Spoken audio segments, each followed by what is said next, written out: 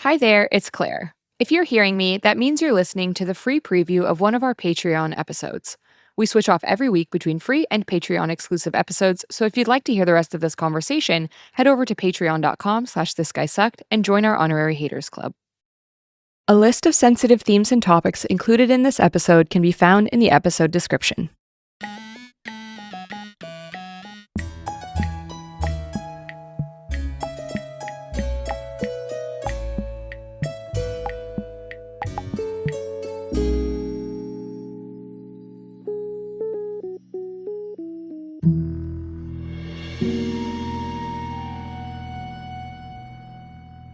Welcome to This Guy Sucked, the show where we prove that it's never too late to have haters and you can't libel the dead.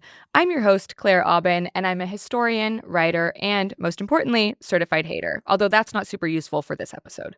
On this show, we talk about people from throughout history with legacies that need a little updating. Whether it's because of their politics, their behavior, or their impact on society and culture, these guys actually kind of sucked. And we bring in a new scholar every week to tell us why. With me today is John Callanan, who is a reader, which for those at home in America is the equivalent of a full professor.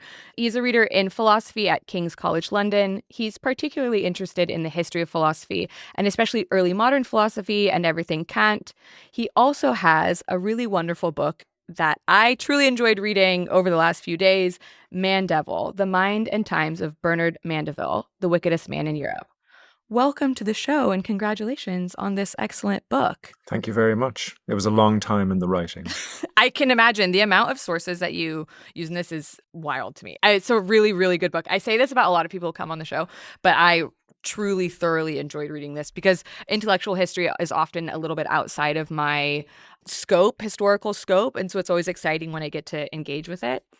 I want to start with one of my favorite little warm-up introduction questions, which is, what is the most exciting thing you've ever found or document you've ever interacted with in an archive? Like, what is something that you one time interacted with and were like, this is so cool? Oh, wow. There's loads of those, but there are, I think, two jump out at me. And one of them is, both of them actually relate to my research from the Mandeville book. One of them was I was reading Pierre Bayle. I was one of those, all of this reading that I do, it's always pointless, it never has any goal. You're just reading, Yeah. wondering what's in there. Sure. And if I go looking for something, I never find anything interesting. You have to just be reading for fun. And I found this passage in Pierre Bayle, and I realized that Mandeville was quoting it and flipping some concepts around and just using it. And everyone who read Bayle would know he was doing that. And in that moment, I felt like I discovered a secret code to how this text should be read. That's super exciting. And then on another time, I was just going through archives of pamphlets in the early 18th century, and I found one just the year before Mandeville wrote his thing, where a guy was using the exact same concepts, and Mandeville is clearly just attacking that guy. And I love that. And suddenly, again, everything just opens up all of a sudden. It's the sort of the joy of reading in that time. Yeah, I mean, absolutely. A lot of people don't. Okay, there are two things people don't understand about working on archival research or looking at documents and primary sources. One is that a lot of it is you taking photos on your phone and reading them at home. It's not us like poring over sometimes it is, but a lot of it is not us just like poring over documents. It's us rapid fire taking pictures and then looking at them later because you only have so long in an archive. And then the second thing is you do end up reading so many useless things, but their uselessness does not preclude them from being useful, which sounds wild. But you read something that you think, I have no idea what this is relating to.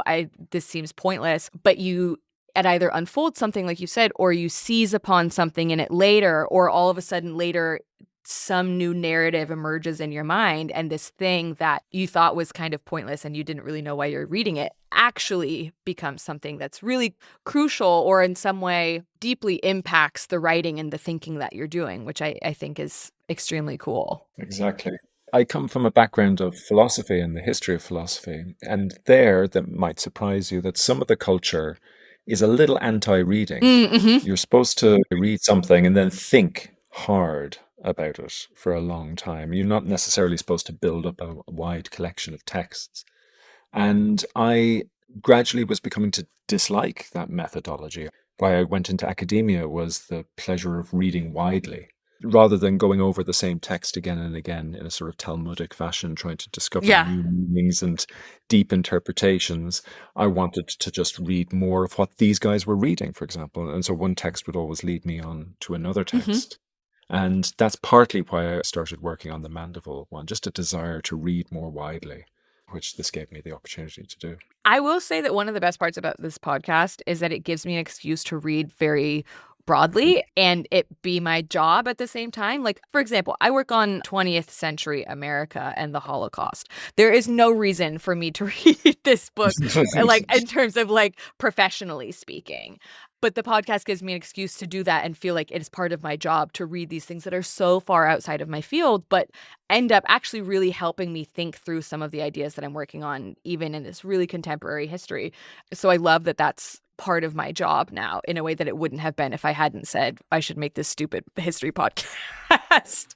Yes, but you might say that in this hyper professionalized era of academia, we're very much discouraged from reading widely because Yeah. we end up reducing the amount of secondary literature we're reading in our very narrow field. So we sometimes maybe feel intellectually forced to do other things to break out of that norm of reading narrowly. Sure, absolutely. And shout out to people in my thinking group. I'm in this group of 20th century Americanists who are all kind of similar career stages, some of whom will listen to this podcast, some of whom probably won't.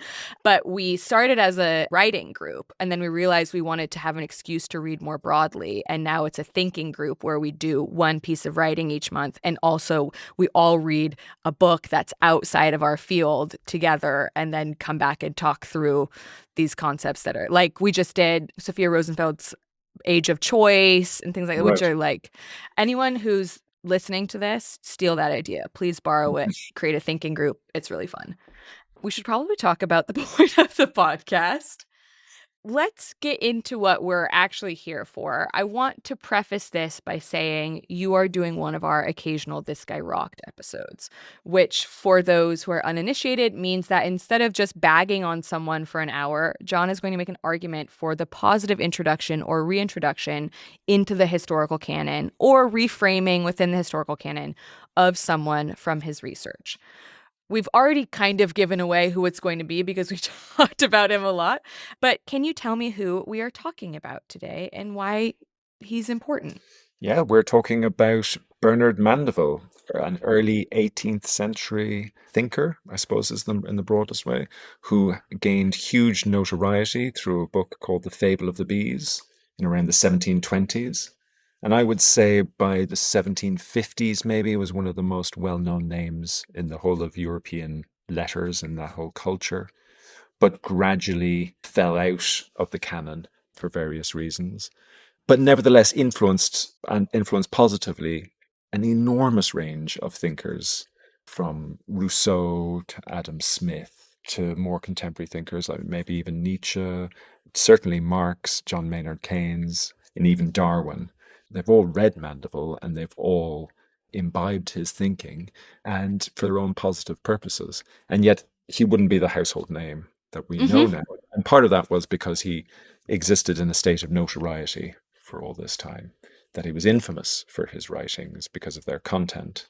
And so that was fascinating for me. He's someone who, when everyone is against him, that is quite an interesting thing already. And yet when lots of people are inspired by him, despite thinking ill of him, that's an interesting thing Mm-hmm. as well. I mean, one of the things that really stood out to me in the book is that you make the argument that some of the names that you just mentioned were sort of like railing against him in their writing and saying all these things are not good, but then really borrowing directly from what he was saying for their arguments. So that is a very interesting tension that comes out where you're like, reading it, you kind of feel a little bit confused or frustrated. And I can see how that would lead you to want to write more and understand him a lot better. Exactly. And in the end, that's my hypothesis about why he's not as well known as he should be. It's simply because his ideas, despite being so fruitful, couldn't be accepted while he was alive or in recent memory.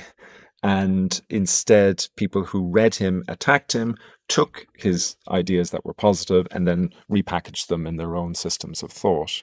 And so he ended up having this enormously powerfully positive influence, but also he needed to be forgotten in some way because Hmm. of his notoriety. And there needed to be that distance.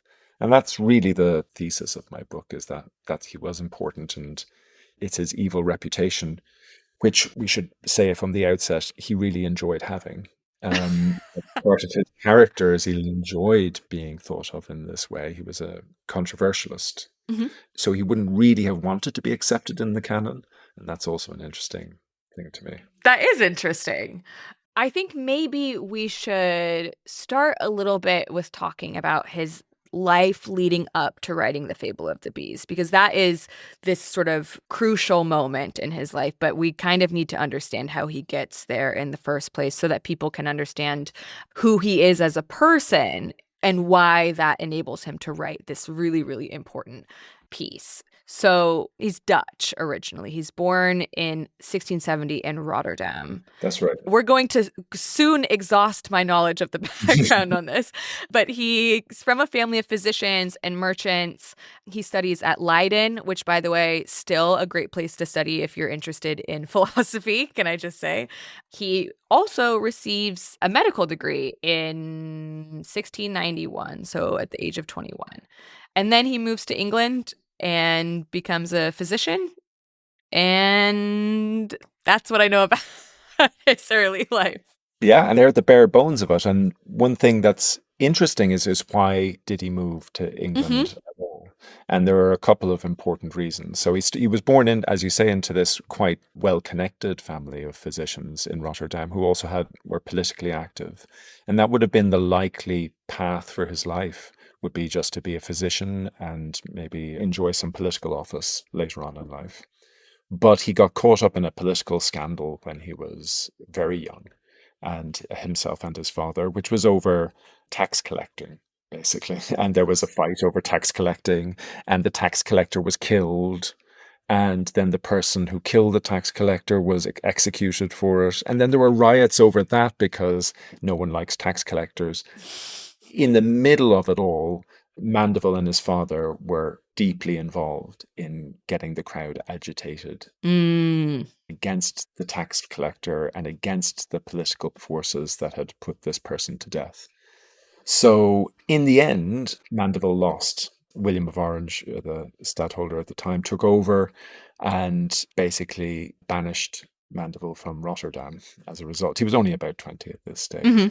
So there was no chance anymore of him having any kind of political future in Rotterdam.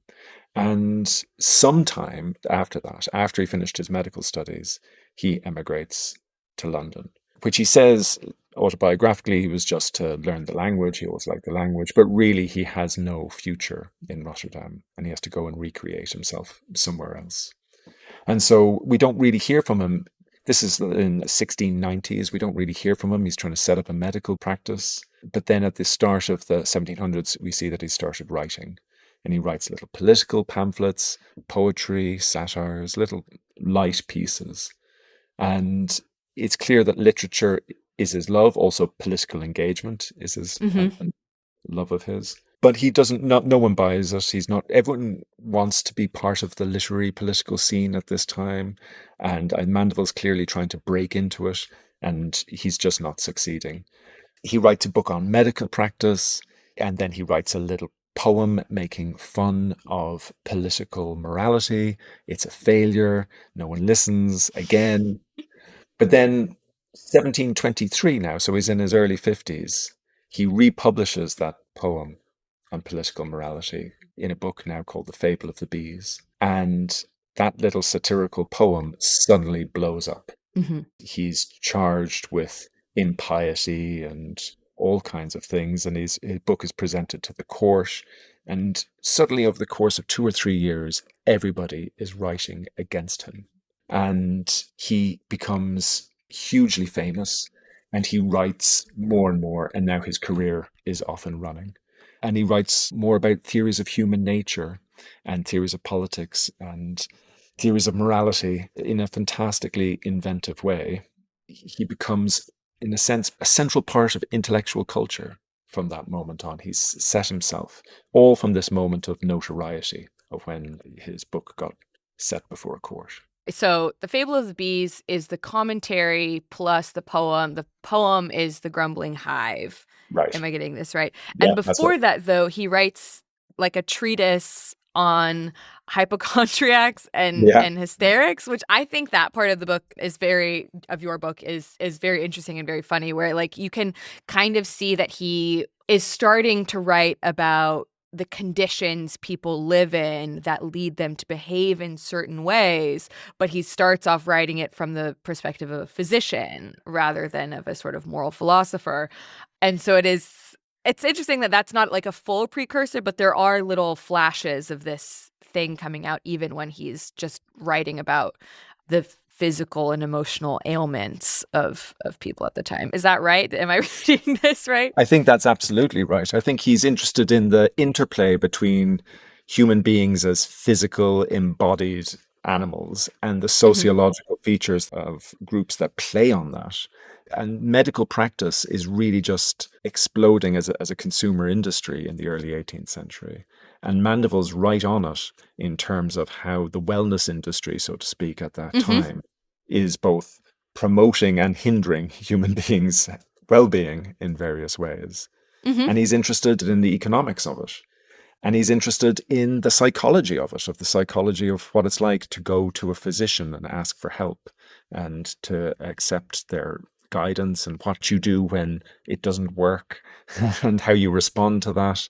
And he is incredibly funny about it. It's all about the psychology that's involved in wanting to be liked by your doctor, for example, Mm-hmm. is a really important thing.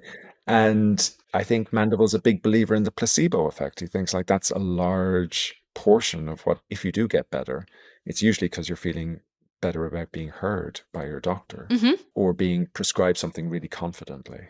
That sounds great. Or just being given some scientific data that you don't really understand. Like that just feels great. In the sense that this guy was ahead of his time in a lot of things, that's also kind of a psychoanalytic thing that he's doing here too, which is always interesting to sort of hear these early psychoanalytic ideas showing up earlier, or what will become psychoanalytic ideas, but like the idea that physically sometimes what's happening is as a result of an unconscious Yes. experience, or a Yes. subconscious experience. So it's interesting that he's already kind of teasing some of that out this early. Thanks for listening to this preview of a Patreon exclusive episode. To subscribe and listen to it in full, head over to patreon.com/thisguysucked.